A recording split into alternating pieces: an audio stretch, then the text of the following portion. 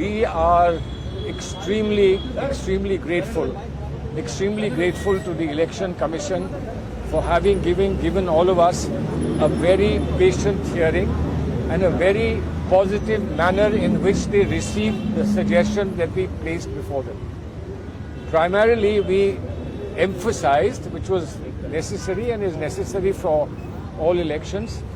we emphasized that although Punjab has a small election exposure right now, that the level playing field between ruling parties and other parties must be maintained. And they assured us that there is no reason for us to expect anything but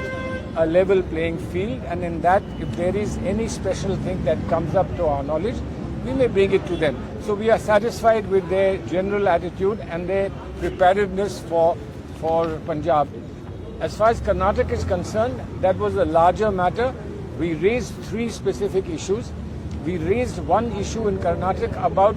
tenders that have been granted, that have been given to various parties on the eve of the Code of Conduct being introduced and the elections being announced. We requested the Election Commission to consider that although strictly speaking it is done before their role comes into the picture, the fact remains that those tenders will have an impact during the election period,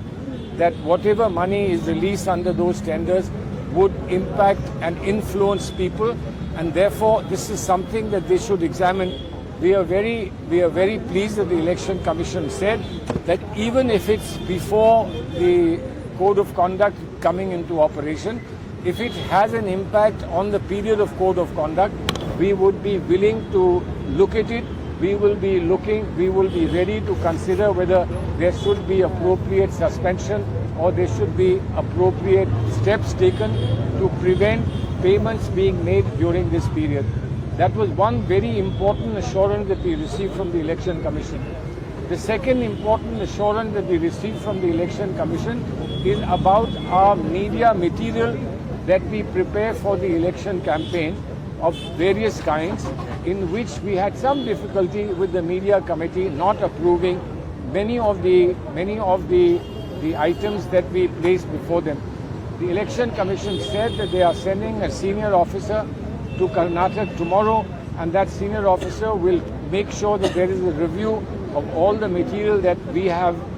made a grievance about, which has not been approved, and that there would be a level playing field of material which is permitted to every party in the past as well as at present, and therefore if any more material is required to get the approval, we'll be able to place that approval, and the committee will